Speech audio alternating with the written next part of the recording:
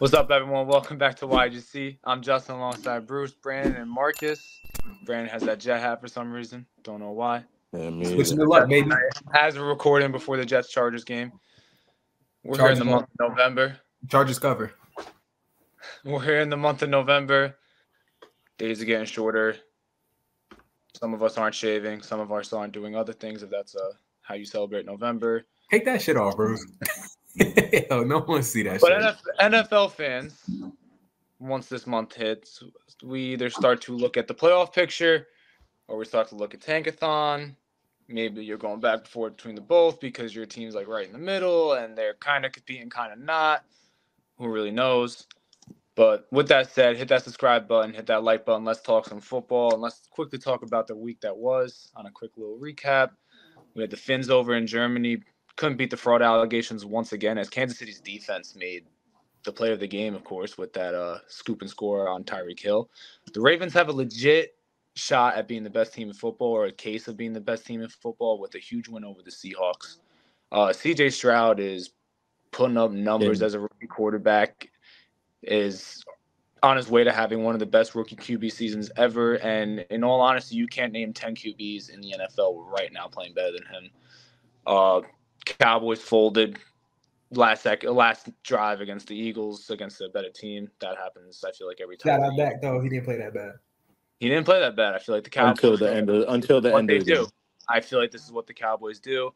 And the Bengals keep rolling, took care of business against the Bills on Sunday Night Football. And the Bills have more losses already this year than they did all of last year. So there's some concern there, of course. But we got to shout out the one guy, too, Mr. Joshua Dobbs. Josh Dobbs. Yeah. Of course. Shout out Josh Dobbs. Yo. With that said, this week, either starting or getting playing time, Clayton Tune started for the Cardinals. Jesus. Tyson Bagent started for the Bears. Jared Hall got the start on the Vikings. Josh Dobbs comes in, speed running Ryan Fitzpatrick's career. Taylor Heineke got the start in Atlanta. Brett Rippon started in LA for the Rams. Gardner Minshew, another backup in Indy. Tommy DeVito came in for the injured Daniel Jones. Shout out to Daniel Jones. I'll take the high road here. Tommy not be petty. And hope Daniel Jones, of course, quick recovery. Aiden O'Connell starting for the Raiders. And I know he's been starting, but he was that backup last year in a fifth-round pick. You can throw Sam Howell in that mix, too, of not your household name quarterbacks playing. And some of these guys played really well. A lot of them even got wins. Shout out Aiden O'Connell, too. Balled out. Yeah. But, yeah, true. I mean, Zach Wilson, too. He is starting tonight, yes, for the Jets against the Chargers. Hopefully he doesn't ball out. All right, let's get to it. Let's pull up some Tankathon stuff. Yeah, speaking of where some fans will be looking right now on Tankathon, let's look how it stands. Bruce, you have the Giants hat on, so this is mainly for you at this very moment because I do believe – I know Billy is not here, but he's been very vocal now over the last not even 24 hours or so about how he's all for tanking. So as it stands right now, we have Arizona first pick, Chicago having back-to-back picks at 2 and 3, and then the Giants are currently sitting at 4. So a few things to note on this, Bruce. What you should be rooting for if you want to get that number 1 pick or get as close as possible, besides, of course, just losing yourself. You need the Cardinals to start winning.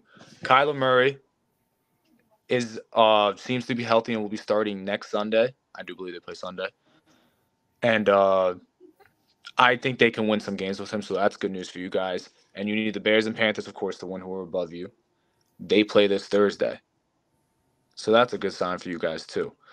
In terms of strength of schedule, as you see, that's where tiebreakers come in. It's not win or loss against that team. Like, just because the Giants beat Arizona in week 2 this year doesn't affect any tie between them and standings in terms of draft positioning. That comes down to strength of schedule. They have a harder schedule than the Giants currently, so the Giants would win any tiebreakers. However, Carolina and Chicago, those 2 picks that are held by Chicago, especially Chicago themselves, their strength of schedule at 476 compared to the Giants 527. It would be tough for the Giants to have a easier schedule than that and to go down to it. So you need Chicago to win some games, and you need to full on have less wins than them. Carolina, it's possible, I guess, with them at 507, but you need them to start winning some games too. And a very key matchup for the Giants coming up is the Patriots in 2 weeks. If you're trying to get that #1 pick, both teams sitting at 2-7. And you also actually the Giants play the Patriots, Rams, and Packers. So, and they're all home games. So it's definitely possible the Giants like move up to that #1 pick, I think, but they're gonna have to do some losing against teams that are just as bad as them almost. It's all right. They do that anyway. So good. Very underrated thing though in terms of rooting for them to lose.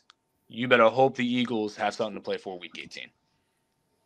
Because the Giants play them Week 18, and the way the Eagles are playing right now, they have the only team that's within a game of them is the Lions for that first seed. Yep. I know they play San Francisco. They have Buffalo coming up soon, so they got some tough games. But if they keep on winning like they are, they might not play their starters Week 18, so that could be something to keep an eye on for. So, but of course, it's November. It's a draft season for some people. Bruce, how are you feeling with the Daniel Jones injury? I wish Billy was here. I wish Billy was here for this too. Oh my gosh! I mean, it's unfortunate. You're playing football, so it happens. He had Daniel Jones had a history of 2 neck injuries, and then now this ACL. His play hasn't really shown elite in it for us to be waiting for him after these long-term injuries or short-term injuries. So, I mean, that 2-year option on a contract, he's probably most likely going to be out of here. I wouldn't want to say, like, it's 100% sure because, like I said, it depends where our draft falls. I mean, if we fall anything under their pick, we're probably going to most likely draft the O-lineman, probably have Tyrod start for probably, like, the first couple weeks next season, and bring in Daniel Jones. And if he doesn't do anything on a comeback, then, hey, I mean, you got your value up. We send you on your way. It's great doing business with you, but, I mean, that's it. But if we get somewhere in the top 3 and Drake May is there, you take him every time. Or if Penix wins a college football championship, you got to pick up Penix. Caleb? I think Penix has a chance. Nah, to really Caleb is not falling. We gotta play worse than the Panthers, and we're not gonna play worse than the Panthers. Don't say anything. Hey, don't never say that. Nah, bro. Yeah, see now, like, if you want to compare 2 sorry teams, the Panthers are probably the most sorry ones. And no offense to that organization, but no, full offense. Y'all suck. Like y'all right there, like y'all right. No. Like the Panthers are more sorry than they. You better be rooting for them to win some games. Hey, I mean, I'll give you this: they have nothing to lose for. The Panthers, yeah. Nah, the Panthers should win. Nothing to lose for. It's not like there's someone in that, even if it's the owner going, "Well, I want this first pick." Bench these guys. Like there's not even that. That's a possibility or something. I'm not saying that happens, but that's like not at all because they don't have their own pick next year. So, yeah, all right. I mean, at the end of the day, Joe Shine, Daniel Jones is also not Joe Shine's guy. He didn't draft him, so I mean, on that second-year option, he could be let go. And also, the Giants should strongly consider picking up an O-lineman in the draft. I mean, you're gonna rank your O-line is ranked the worst O-line in the league. So I mean, next year you gotta do something about that too. Either you draft a QB and then make free agent signings, or you draft a QB the first round and then use that second round pick you got from the Seahawks to get an O-line man. But that has to be addressed in the offseason. If it's not addressed and you pick up Drake May or Penix, I mean, you're going to just see deja vu all over again. So I agree. They need to fix that line. I think Joe Alt is definitely in that conversation. If the Giants, they're going to be picking in the top 5 unless guaranteed. Yeah, they're going to be picking close to it, if not in that top 5 at this point. Do you consider Marvin at all? No, no. Best prospect in the class. Yeah, but that's not. I mean, that's not really the position that's really needed. I mean, yes, the wide receivers are not all that talented. They're probably, some of them are not cracking top 20, and we understand that. But these guys can still catch a football. It's not like Wendell Robinson is out there dropping shit.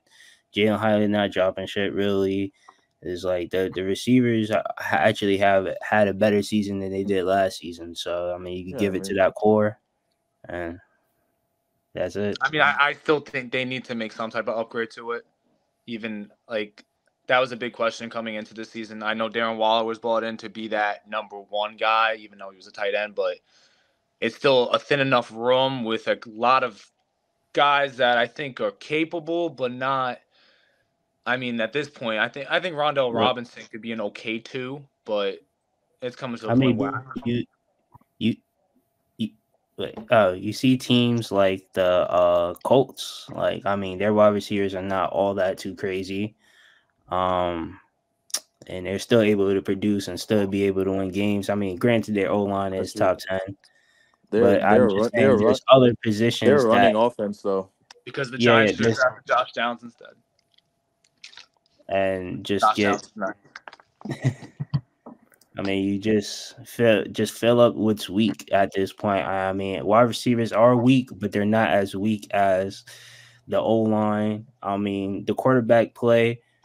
I mean, those quarterback play and wide receiver play are like both balanced at their own levels. But no, they have with the Seattle pick, as you mentioned, they do have 2 seconds now, and they're going to have their own first, which is going to be at the top of the draft, and their second round pick will be in the top 40 for sure. So I think there's chances for them definitely next offseason to bring in a lot of young talent.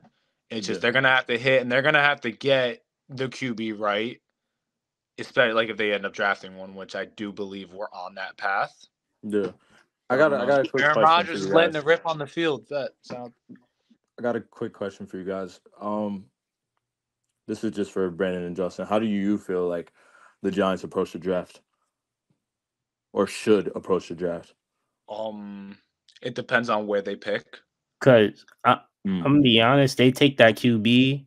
I mean, if they don't take a QB and Daniel Jones just plays average next season, like just average, I mean, you kind of taking yourselves out of like you could draft the next like star QB. Like you probably gonna end up be like if Daniel Jones plays average 2024 and 2025, you're gonna end up picking like somewhere between like 10 and like 20. He's played average his whole career. Dable. Yeah. I'm just saying 10. For you to get a franchise quarterback between 10 and 20, I mean, it's possible. Like plenty of teams have done it, but I mean, when you're in the top 5, those are the quarterbacks that are like really like that and built different type of quarterbacks. I think honestly, Dable and Shane need to go get their own guy. I know that obviously they paid him and in a way made him their guy, but with how everything has gone this season, I mean, this is kind of what I think a lot of people expected the Giants to be last year. Yes. It's Daniel Jones isn't going to work. They're going to be picking at the top of the draft. They're going to go get their guy next year.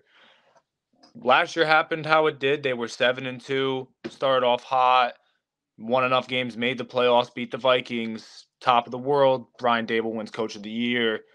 Hype is at reasonably a high level.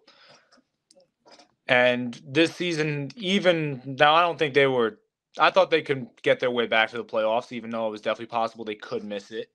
Right. But I didn't think they would bottom out this bad. I thought their defense was good enough. I thought offensively they had enough weapons with Brian Dable at the helm to have a top 20 offense, not the 30. I think they are 32nd ranked right now. And Crazy. I'm assuming going forward and a lot of it is injuries. Their line has not been healthy all season. Andrew Thomas only played his second game this past week, and it was his only full game.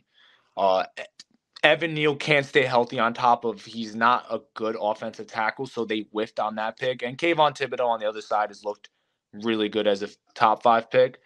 So the talent is still there defensively. It's just offensively, it's sputtered really quick. And I would say if their first 3 picks next year should all be offensive guys. Whether it's they talk themselves back into Jones or they go get their own QB, which I think they should end up doing. Whether it's if they get number 1, I would take Caleb. If they get number 2 and number 3, I would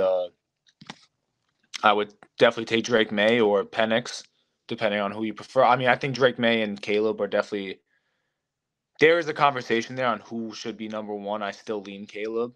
And then Penix is – I don't know if he'll get into the top 3, but I could see a team falling in love with him and taking him in like the top 7. I mean, we'll talk – we have 5 months to talk about this. This is going to be a conversation that we're going to constantly keep having. Yeah, I say it just depends on Penix's draft stock. Like if his draft stock and the hype goes into Penix being at least top 10. I mean, I saw earlier PFF had him projected at 21st pick. I don't know when that article was made, but yes, yeah, it really depends on what you look at, and I just think down the stretch I talked about who played this weekend at quarterback. I think QB is always going to win out in terms of draft value. And you see why guys like who would originally be 3rd-round picks in terms of talent, but they play QB, so they end up going in the 1st round. So I think when a guy like Penix, who I really like as a prospect, he throws a beautiful fucking ball, and his ball placement is second to none, I think, in college. I see him making his way up to the top 10, like top 7. Outside of that, I don't know how high like Bo Nix and JJ McCarthy will end up going, but I do think, to me, I've already talked about it. I think those Caleb, Drake, and Penix are the 3 guys to me that I would feel comfortable taking and high and building my team around. For sure. You go BPA on offense, and then whoever the best 2nd or 3rd round quarterback is, you get. I wouldn't be afraid to trade back, especially if they have a top pick and go load up. You said the best 2nd-round quarterback? You don't give up on Daniel Jones entirely yet. You don't just – maybe you have a person you develop, hold in the background for a little bit, but it doesn't make sense to just get a top guy to compete with Daniel Jones unless you're not going to get another shot at a top 5 pick the next season. What happens if you trade on how Daniel Jones play? Well, if he is good, then you got a pretty good offense behind him. Defense already looks like it's close to being ready, or if ready.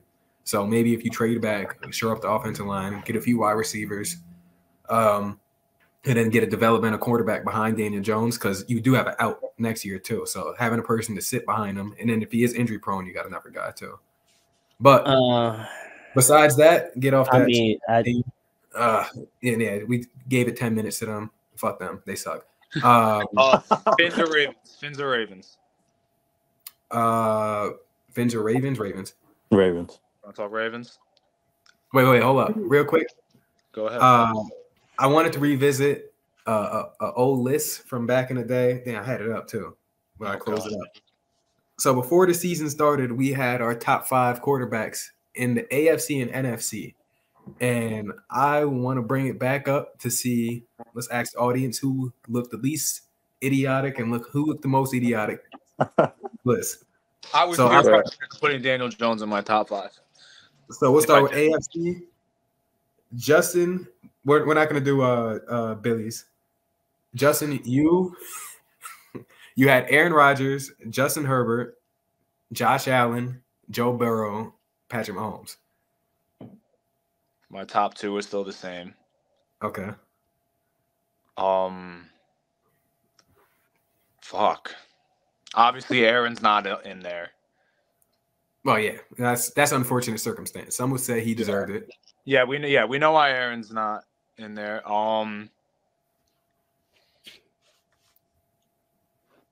Let's get the rest of them. Definitely Tua. The way they've played, like whoa, you're forgetting about brother, Lamar. I know. Yeah, Lamar. Yeah. Lamar. Yeah, Lamar is definitely in that. Actually, I would say okay. Yeah, Lamar is 3. Lamar may damn well be 2 at this point. Lamar may be 2. But he's top 3 for sure. Let's let the season play out. Oh yeah, 100%. This is like the halfway. Okay, so yeah. Right at this moment, he's top 3. Yes, Marcus, he definitely is. You went back. 4 and 5 would be debatable. Like I would toss it up. Marcus, you had Pat. Mm-hmm. You had Joe Burrow. You had Josh Allen, Trevor Lawrence, and Justin Herbert. Lawrence is broken. I think Lawrence has a case. We're gonna take Trevor Lawrence out of there. You may have to take Justin Herbert out this year. Taking Justin Herbert out of there too, low key. This year, I'll say it. Lamar's Oh. Question. What's up? What's up? Is CJ on there? No. Is CJ? You're not. CJ's not right now. AFC. This season. I mean, currently he is. Right now at this moment. Again, you can't name 10 QBs playing better football than him. He's throwing 1 interception. Yeah. And I know the Bucks aren't the greatest team or a world beat or anything. And in all honesty, I think the Texans end up just being a fun team that they're going to stay afloat. But I'm going to give them more respect than I thought I was going to throughout the rest of the year with how CJ's been playing. I mean, he broke the rookie passing record. He's on his way to Rookie of the Year. I mean, I made a joke to start the season. I was like, oh, yeah, like the Texans, watch when the Texans win the division. They're not going to win the division, but I don't think they do. They're looking really good. Is Josh Allen on that list now? As high as we had him at 3. I had him at 4. Marcus had him at 3. Billy had him at 3. I think the thing with Josh Allen is Josh Allen still plays really good fucking football. Oh, he does. He's still there are drives where he looks like the best player in the entire world. Very true. But then there are drives where he doesn't. Yeah. And those are showing up a hell of a lot more. And I also think as a whole, the Bills are just not anywhere near what they were. Like I think just last week when we were talking, I asked if the Bills peaked when Josh Allen's year 3 leap, because they've been regressing every year. They made the AFC Championship that year, and then it became they got to get back to it. They lost that divisional round to the Chiefs, the shootout, the game of the century, and then all the hype in the world. They were the Super Bowl favorites, and they made the divisional round again, and they got bounced in their own building in the snow, which is supposed to play to their advantage. They're big bad Buffalo. And then they made excuses about how the snow affected their game while Cincinnati ran through them. So with Josh Allen, I think a lot of quarterbacks are doing this so far this year too. He's not using his legs as much. He started using it more and more the last 2 weeks, but I think banged up. I think a lot of coaches are now like, because look how many quarterbacks are hurt so far, all the hits that they're taking. They're like, we're gonna need you come January, most likely February, possibly. So you can't just take off. Like we're gonna limit as much runs as you can get. There isn't a team that seems like they're separating like from the rest of the pack. Like I think Baltimore and Philly have cases to be the best in the league, and I think Philly just being 8-1 and they just keep winning. Yeah. But it doesn't like. I think Baltimore is a team that can be beat by Cincy. I think Kansas City can beat Baltimore. I honestly don't know if anyone's beating Philly in the NFC come playoff time, but I don't think they're unbeatable in a Super Bowl. Let's base it off champions right now. Who's the best matchup for Kansas City right now? Like, who are you looking at? Like, these guys got a shot. Like, they can keep up. Because right now, Kansas City's defense is what's holding them up. Actually, I think they play next Monday. That's who the Eagles play next. They play the Chiefs. They play the Chiefs, yeah. It's going to be I want to see how that plays out this year. Well, let's say the AFC first, because Who in the AFC? Because that's what we're gonna have to see. They're gonna have to go through 3 teams in the AFC. Dolphins. I think Baltimore could do it. Yeah, I want to see how Baltimore plays them. That's gonna be fun. Since he always plays them good, but Kansas City's defense this year it just looks and feels different. Yeah, but then first thing, the one thing about that Germany game, I don't know what they saw on film against the Dolphins. Mm-hmm. That first drive looked like the easiest first drive I've seen all year. It was like 5. That was crazy. I thought the whole game was gonna go like that. I was like, oh yeah, this. The whole one walked them down. I texted one of you. I feel like this could get out of hand. That's how it felt. Yeah. I think Kansas City takes their foot off the pedal. It seems like. I know their offensive playmakers outside of Travis Kelce aren't amazing by any case, but it feels like they could really blow teams out, and they just don't. The old Kansas City used to. They used to go up 3 scores, and then they would they'd coast. They'd keep scoring for the rest of the game. It used to be they also had Tyreek Hill as well. Well, that's it. They were talking about it during the game in Germany that I think they have like a league low in terms of like 20+ yard completions or something now. Yeah. The last year and a half since Tyreek has left. So that just showed how dynamic Tyreek was for that offense and Patrick Mahomes as your quarterback. But yeah, I just think. And so they don't have guys that can separate either outside of what I wanted to see out that game was Miami start. I want to see a team this year blitz them. I want to see a team like how Houston did back in the day, how the Eagles did in the Super Bowl last year. Keep up with them, stride for stride with offense. I want to see a team because every defense can be broken in today's NFL. Can KC still keep up with if a team goes 35 points, 42 points on them? Can they still be KC and can they still win a shootout like that? That's why Miami and Kansas City to me was such an intriguing matchup because I thought Miami had the firepower to their defense, and I didn't know if Kansas City can keep up with them, but them damn corner blitzes, bro. Kansas City just got it done. So again, since he seems like they're back, Baltimore looks great because I'm down on Buffalo. I don't think Buffalo is the Super Bowl contender right now. The way they're playing. Real quick for Miami, when you have a top 5 QB, it's a different. I guess anything's possible, but my bad. I keep cutting you off. No, you're good. Miami too. It feels like I don't know the numbers. I haven't looked that deep into the Chiefs yet. But every team that plays KC loses the turnover battle. I don't know. Maybe it's the pressure they put on the line, how quickly you had to move to block some of these guys, try to cover these corner blitzes. But the amount of offsides penalties that the Chiefs get, and they get down in distance. I thought the Dolphins could handle those type of situations. And then they did what most teams did with the Dolphins last year. They played press coverage on Tyreek Hill most of the game. They knew they were going to target Tyreek Hill for most of the game too. They got that crappy fumble recovery touchdown, which was crazy. And they won without scoring in the second half, which is unheard of in today's NFL too. Kansas City's offense only scored 14. Yeah, that game was awful. Like I was watching that, I was eating my pancakes. Made my pancakes taste like shit because I thought I was going to watch good football. Well, I think everyone wanted the 35-31. Yeah, shout out Michael. It wasn't gonna whenever we expect it to be that way, it never happens. I remember this is years ago at this point, but remember the Giants and Saints had that like 49-45 game. Yeah, and they played again the next year, and everyone was like, "Oh, it's gonna happen again. Drew Brees is gonna go 6 touchdowns. Eli's gonna go for 5. Whatever. It's gonna be an amazing game." I think it was like 20-17. Yeah, it wasn't like whenever you full on expect a high scoring game, it feels like it doesn't happen that way. But I mean, it is what it is. I mean, it wasn't I don't think it was a terrible game. It just wasn't what we were expecting. I thought Kansas City was seriously gonna win by like 28. Oh, I thought something was gonna happen. Like yeah, like it was gonna be a showdown. Like Tyreek Hill, professional. I know everything. He was going into that game saying, "Oh, I'm not going to sleep if I don't get a touchdown." Everything like that. He was open for 1 touchdown, and that's the one that Wilson caught. I feel like if he got 1 or 2 more steps and Tyreek let him, or not Tyreek, Tua let him a little bit, he could have caught a touchdown right there, which would have helped me immensely because I took him for a touchdown.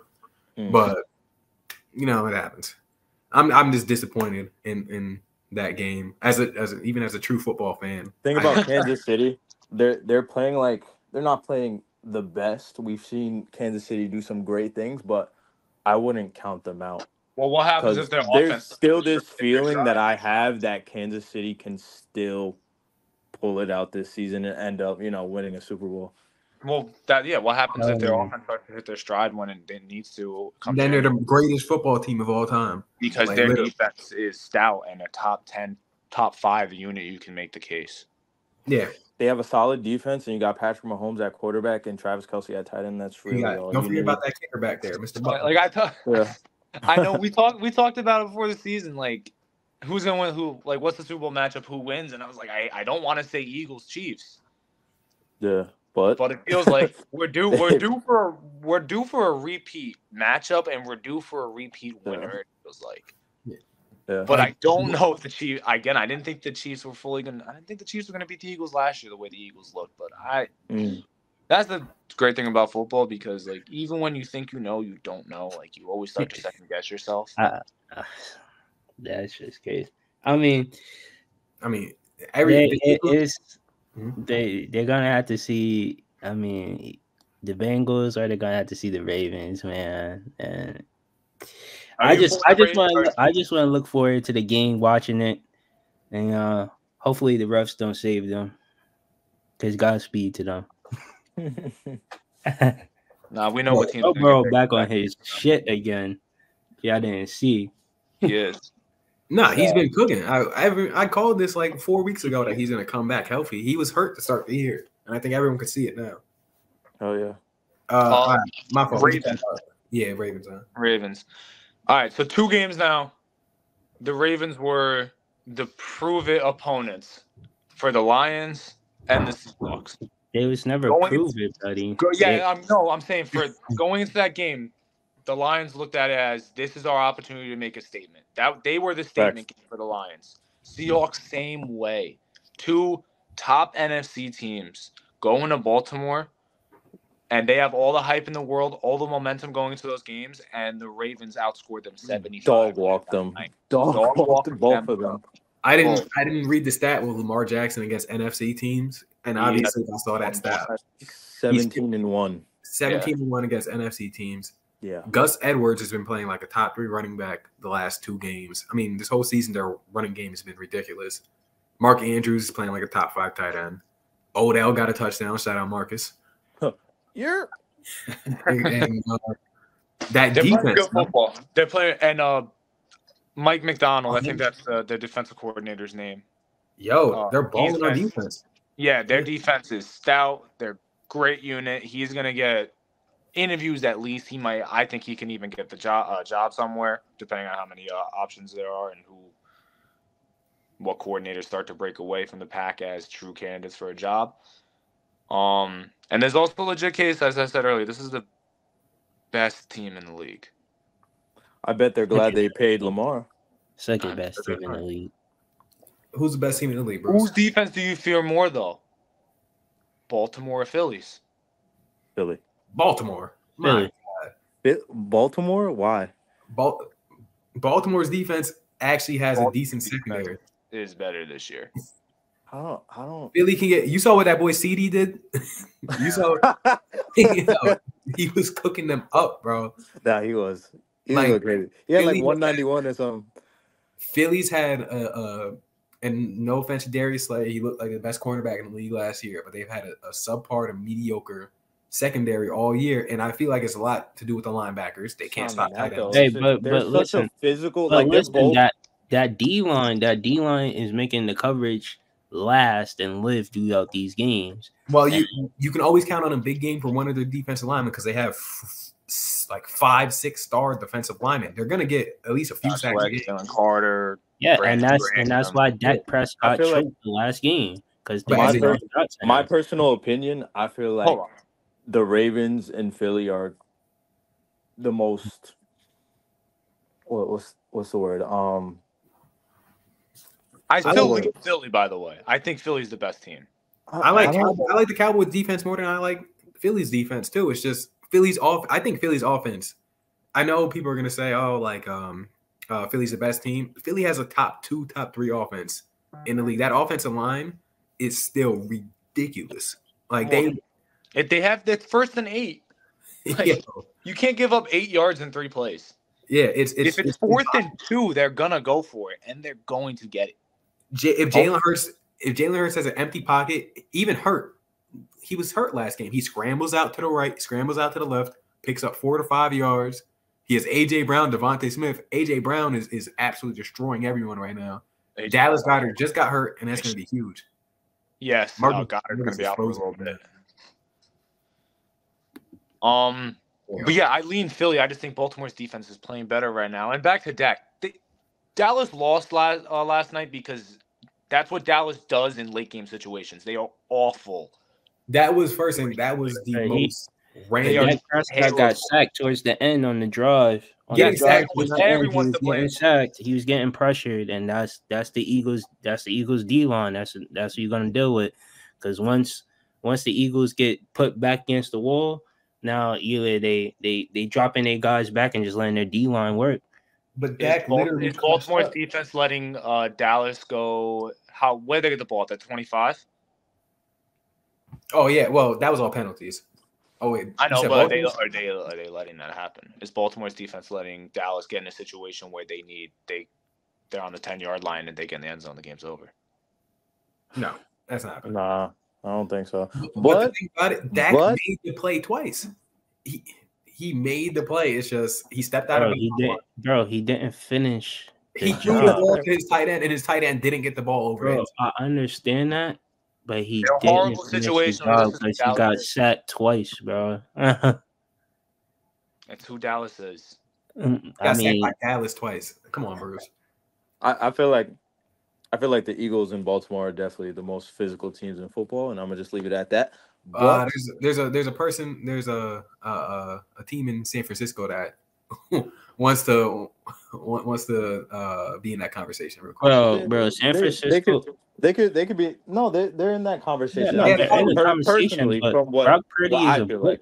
Is being physical in the NFL today, even unless it's on the offense, a plus anymore? Like on the defense, it just doesn't mean anything.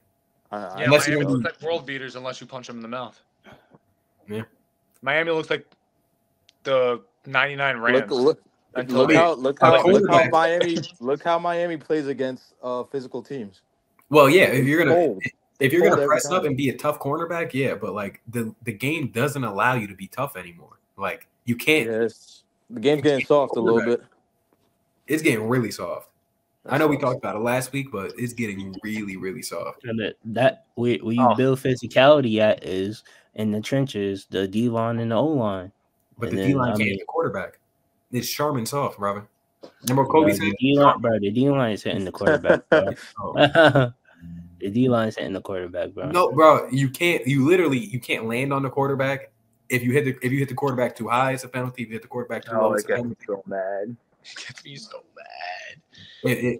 Even if you turn your body and accidentally bump the quarterback, it's a penalty. Yeah. I mean, you see with the Giants, you see what happens when you lose your QB1 and QB2. You're down to your QB3. Your franchise is pretty much fucked at that point.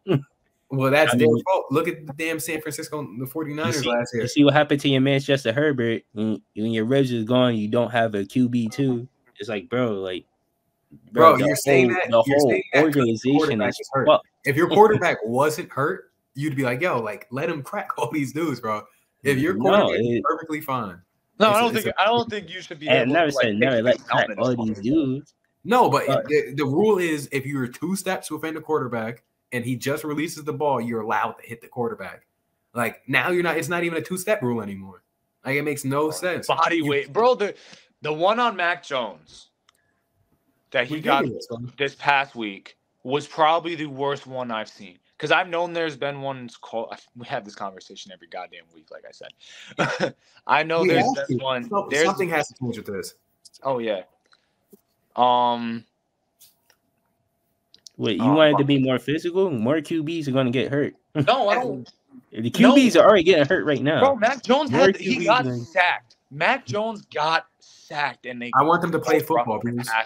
Yeah, they're not playing football with that. I'm not saying that off the edge, someone But how should many be people going should hurt 100 this miles per hour and go take off Patrick Mahomes' head. I'm not saying that. And I understand that star players are going to get the benefit of the doubt and get more calls than other guys. But there are people, and Mac Jones is not a star quarterback. We're going to be talking about New England drafting a QB next year, more than likely. At least we're going to have the conversation. And he got sacked, and they called roughing the passer. It was a routine play because of his body, the way his body weight fell on him. That's just no. It just makes It can't be happening. It's It needs uncomparable to be assessed in the offseason. because football is a one in a kind sport. Now I understand, like, well, there's certain the plays on But at the same DBs. time, what Bruce is saying though, quickly, we talked about all the QBs that just played this past week. It could even get worse, but I don't know. Brandon, you can go. My bad. It could get worse. Like, it really could get worse. It could, and look who's around, the star quarterbacks for the most part. But it's like, if it's gonna happen, if injury's gonna happen, it's gonna happen. Like, they sign up for injury, bro. It's not like oh, like everyone, we're still humans at the end of the day, but we're breakable. Like, some crazy shit can happen. But I don't want, like, it's a violent sport. I don't want people thinking too much during a violent sport. I know they're not trying to be malicious. They're not trying to injure anyone when they make a move, unless you're the Saints of 2011, 2010, whatever it was. Like, y'all not really trying to hurt anyone. Down games 09. It's when they won the bowl. You got also understand, like, the quarterback position and, like, the business aspect. I mean, quarterbacks are easier to market. Oh my God! The quarterbacks. I'm keeping it a book. No, let's keep it a book. No, let's keep it a book. When do you start caring about the money? Your quarterback is easy to market. Oh my God, Bruce is going corporate. Hold on. Listen. I can't believe it. He's not wrong. Bro. No, listen. You're not even listening. Because I don't want it. Why? Marcus, that's the devil. Your quarterback is easy to market. What? Your quarterback is easy to market throughout the franchise, and also some of these quarterback play can depend on how many views your team gets. Like, it is the Bears, is the Giants, or who else is a backup quarterback? The Raiders. Are their views even the same? Like, when they actually had what was the coolest thing out of all last week? Quarterback. What was the coolest thing out of last week, man? Josh Dobbs coming into that game with a week's notice, playing his heart out. He was getting cracked. He was running the whole entire time, and he won a football game. Like, the story will sell itself. It's the NFL. It sold itself for years on years. It doesn't matter who plays the game. But you see how bad an NFL games look with sloppy quarterback play, like the Bears quarterback or Tommy DeVito, bro. The shit looks bad. That's why Tommy DeVito. Niggas are leaving the broadcast. Niggas are turning off their TVs. Nobody want to see these dudes play, like, for real. Then y'all shouldn't be on TV. Y'all shouldn't turn it to the better game. Y'all sorry. It's about money, bro. I'm sorry your team. Like, I'm hurting for you, because if it was Billy, I'd be talking shit right now. But Bruce, you don't really deserve this. It's fact. No, I'm about stating the facts, bro. What's the facts? What's the fact that you don't want to watch Giants football anymore because your team is sorry? Bro, if you saw, so I'm actually, if you saw Justin Herbert and Max Deegan go down, are you going to proceed to keep watching Chargers game with fucking? Yes. I don't know. I'm a loyalist, man. I bleed. I think we all are watching our team. Hell no, goddamn. Bro, what are you talking? I got a warrior at quarterback. I got my boy. You seen that? I watched. You saw how Marcus was last year. Justin, tell him. Hold on. One more point. All right, go. I watched Ian Book. You saw how Marcus was. You saw how Marcus was with Ian Book. You saw Ian Book. He was like, "Yo, did he watch that game, bro? Like, I'm not watching this game, bro. No one wants to see Ian Book play, bro. Yeah, but you're still there. You're still there. You're still there. If you're a fan, you're staying there, bro. You can't go. I'm not watching Ian Book play, bro. Whoa, what? He wasn't watching Ian Book play. Aaron the Rodgers fact that I hate him so much is because how much I watched him play. Aaron Rodgers is executing 3-step drops and throwing 55+ yards during warm-ups, 7+ weeks after Achilles surgery. Put him out there. Put him out there. See what happens. Not right now. Stop on the parents, bro. Not yet. Not right now. Put his ass out there. Let Joey Bosa. Let's test the Achilles real quick. Yeah, not right now. Wait a little bit. Who the backup quarterback? Our backup? Yeah. Tim Boyle. Oh yeah. Yeah. Simeon's still on the practice squad. Like, who's watching? But, okay, my point. Want to watch football? Like, who wants to watch? I've watched Luke Falk start games. I've watched Bryce Petty start games. I've watched Greg McElroy come in and get a win. And you know what that does? It makes the experience. When Justin's 78 years old in a rocking chair watching the damn Jets win a damn Super Bowl, you know what he's gonna do? He's gonna cry tears of joy, and he's gonna remember. Oh, did you guys see that Texas Ranger fan? That Texas Ranger fan? Yeah. Yeah, when he started crying, I felt like that's. I hope to one day fucking feel that way. When he told his son, he's like, "I've known you for 23 years. I've known the Rangers my whole life." I'm like, "That." Yeah, that is a true fan. If you're willing to sit there and watch a fucking bum throw the football, like I'm talking about a bum, like this dude shouldn't be in the league, and you sit there and you call him a bum. I could make a fucking series on this shit. I could literally make a little mini series.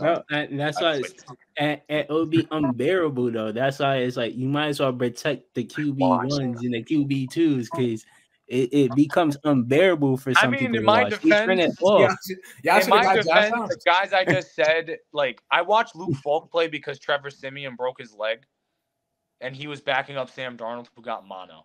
None of those three guys are that good at quarterback anyway. So, but I get where Bruce is saying still. And sometimes Josh McCown and all these things. Injury equals. I watched Josh McCown. Yo, when Tom Brady, did Tom Brady tear his ACL, break his leg? He tore his ACL. When he tore his ACL, what was the patch record that year? Matt Castle came in and went 11-5 and missed the playoffs.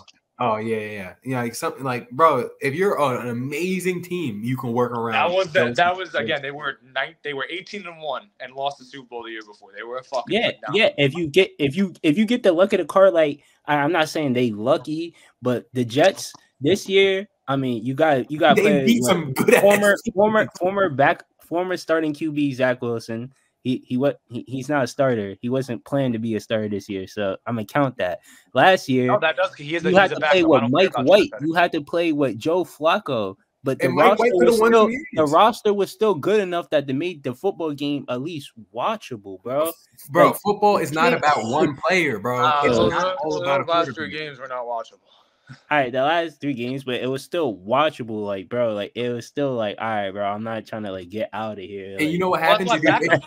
Backups come in and win every week.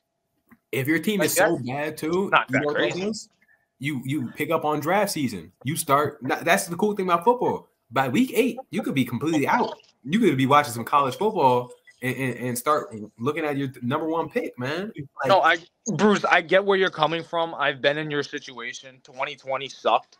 That was a horrible, but there was a little bit, I'll admit, there was a funness in rooting for us to lose and trying to get other teams to win in hope of getting the number 1 pick. There was a tiny bit of fun in that, but it sucks rooting to lose. It really, like the year after when I went to the Jets-Bucks game when AB stormed off, and we were out of it. We were 4-11 at that point. And we were in that game and we almost won it. And I was rooting for us to win. I didn't care about having the 4th pick or the 3rd pick or the 5th pick. I didn't give a shit at that point. Like, I wanted to win. I'm rooting for my head coach. That's the thing, too. Like, when I was rooting against the Jets to try to get Lawrence, I hated Adam Gase. I wanted Adam Gase to lose every fucking game. He didn't deserve the job to begin with. Everyone did. You guys have Brian Daboll, and I'm sure you still like Brian Daboll, and you're rooting for Brian Daboll. So think about that too. You and Billy, when it comes to rooting to lose, is you're hurting Brian Daboll's record. Embrace the sorriness, motherfucker. Embrace it. It has to happen to all of us. Last year, you were damn skipping for joy with Billy singing Kumbaya. And this year, I'm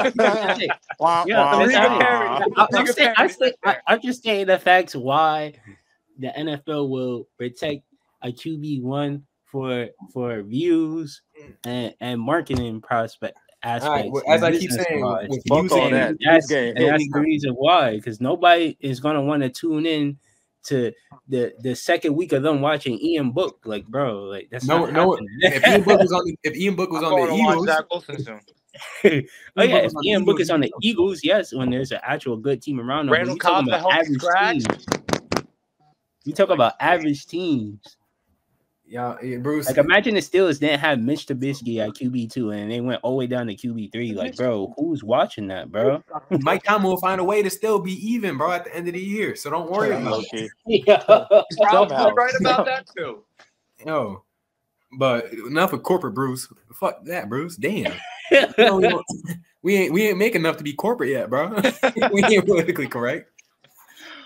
Shit. With that said, I'm ready to wrap this up soon. We got football to go watch. Go to pizza. Hey, JETS. Jets. Let's go, baby. Let's go, baby. He might regret doing that. It'd be like that. It'd be Hey, we're like gonna turn that. that to edit. And we all know what team challenges the Chiefs come playoff time. That's Facts. all. The With Saints, that I'm out. said, peace, you guys.